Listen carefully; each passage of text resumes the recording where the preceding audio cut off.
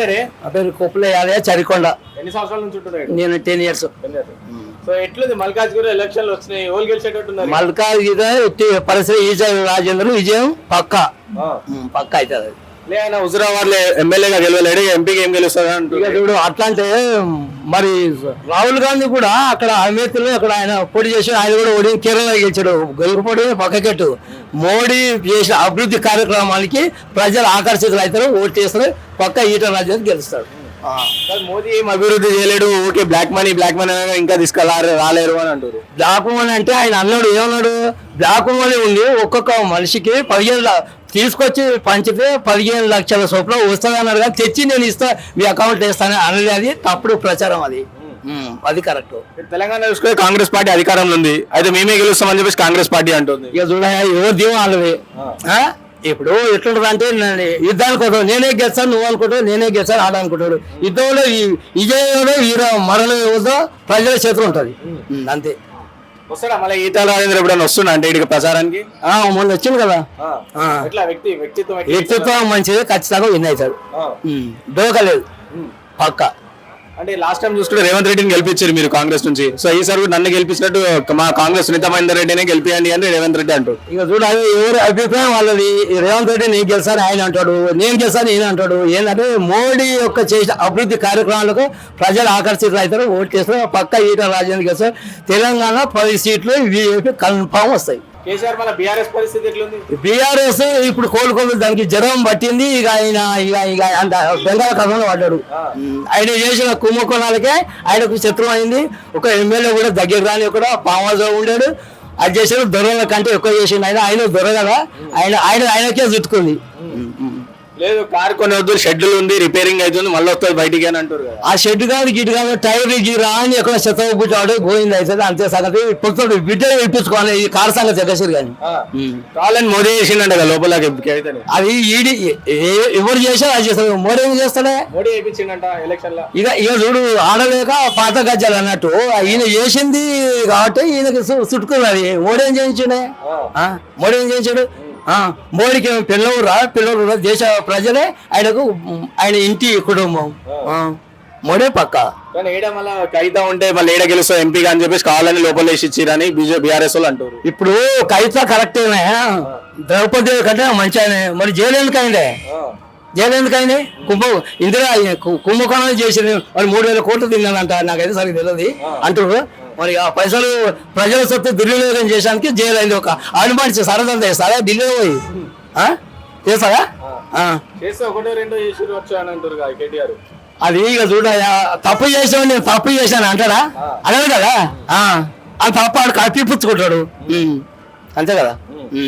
కానీ ఇప్పుడు కాంగ్రెస్ ప్రభుత్వం రైతులకు ఏం చేస్తలేదు అని చెప్పేసి అంటారు కదా, ఏం చేస్తలేదు రైతులు. ఇక చూడు రైతులు చేసేది ఆడు ఉన్నది మొత్తం దోసుకొని ఆడు పోయిండు యుద్ధంగా. ఈయన ఇప్పుడే వచ్చిండు. చేస్తాడంటే 3 నెలలు అయిందో 4 నెలలు అయిందో చేస్తాడు, వెళ్ళే చేస్తాడు. ఆడ బడ్జెట్ లేదు, ఏదేమన్నావు కాంగ్రెస్ రేవంత్ రెడ్డి ఏదేమన్నా చేస్తాడు.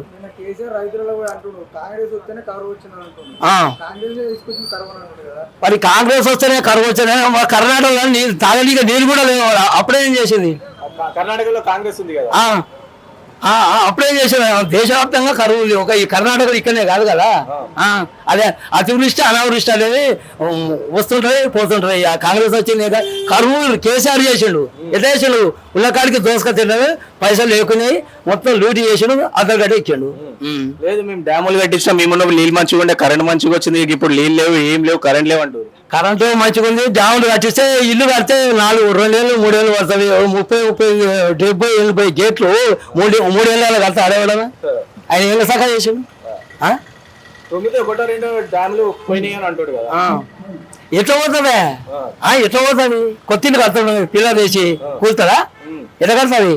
ఆ ఇంజనీర్ నువ్వే, ప్లానింగ్ నువ్వే, మేస్త్రులు నువ్వే, వర్కర్స్ నువ్వే, అన్ని నువ్వే అయితే దొరలేక వివరించడం. అందుకనే గట్ట అయింది. అది నిదానం చేసి వాళ్ళు వద్దన్నారు, ఇంజనీర్ వద్దన్నారు. వాళ్ళు 1 వారం రోజులు లీవ్ ఇచ్చి మీరు ఇంటికి వాళ్ళ ఇంటికి పోని ఆ బొగ్గులో ఉన్న బూడిదలో వేస్తే ఉంటారు. అది ఎట్లుంటుంది? అంతే.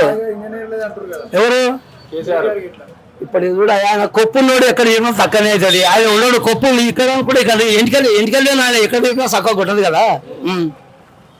అంతే కదా. కానీ మల్కాజ్గిరిలో మధ్యలో ఉంటుంది పోటీ. మల్కాజ్గిరిలో ఇక మొత్తం మీద అయితే ఈ కాంగ్రెస్ అంతలో బీజేపీ మధ్యలో ఉంటది. టీఆర్ఎస్ కి అయితే చదువుకున్నాడు అయితే ఓటేయడు. పక్క ఇటలో గెలుస్తాడు. 8 సీట్లు ఖచ్చితంగా 10 సీట్లు వస్తాయి బీజేపీ తెలంగాణలో. ఓకే,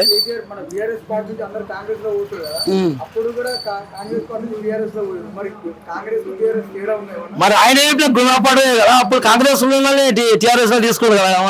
ఆయన వైపు విద్య కానీ అందుకని అడిగిపోతారు.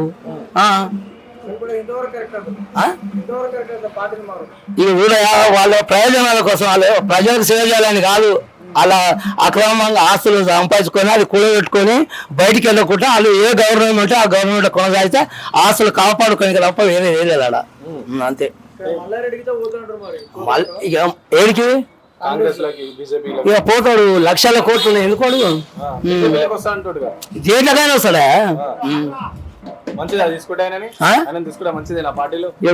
వాళ్ళ హైకమాండ్ ఇష్టం. ఇక అది వాళ్ళ పెద్దల నిర్ణయం. అది ఇక తీసుకోవడం నేను ఎట్లా చెప్పగలుగుతాను. ఆయన ఉద్దేశం అది. అంతే కదా. మల్కాజ్గిరి ఈటరాజా పక్క గెలుస్తాడు. ఇక అయ్యా నేను మొత్తం మీద ఈ నియోజకవర్గానికి 40-30 లక్షల ఓట్లు ఉంటాయి. ఇంచుమించు 1,80,000 తోటి గెలుస్తుండొచ్చు. అరే ఇందిరాగాంధీ కూడా ఓడిందా? ఈటలే కాదు, ఇందిరాగాంధీ కూడా ఓడింది. డాక్టర్ బిఆర్ అంబేద్కర్ కూడా ఓడింది. ఈ కాంగ్రెస్ వాళ్ళు తెలుసా నీకు చరిత్ర? కాంగ్రెస్ వాళ్ళు భారత రాజ్యాంగ నిర్మాతనే ఓడగొట్టిరు. మరి ఈట రాజ్యాంగం ఎంత లెక్క? అంబేద్కర్ అంటే గొప్పవాడా? గెలుపడం సహజం. అది కురుక్షేత్రంలో కౌరవులు పాండవులు గెలిచారు, దేవుళ్ళే అది చేసారు. గీదెంత లెక్క కోలికిస్ కాయగాలు. ఇక చూడయా 400 బ్రహ్మాస్త్రం ప్రజల చేతులు మొత్తం మీద. మోడీ వల్ల ప్రధానత 370 పక్క వస్తాయి.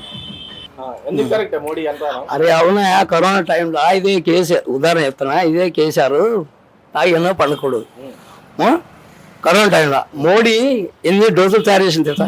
భారతదేశానికి కాక ప్రపంచ దేశాలు కూడా పంచుడు ఏడ్చిండు. ఈయన తాగి ఓ పెగ్గు తాగి ఇంట్లో అయినాడు. Covid vaccine ఎవరంటారు?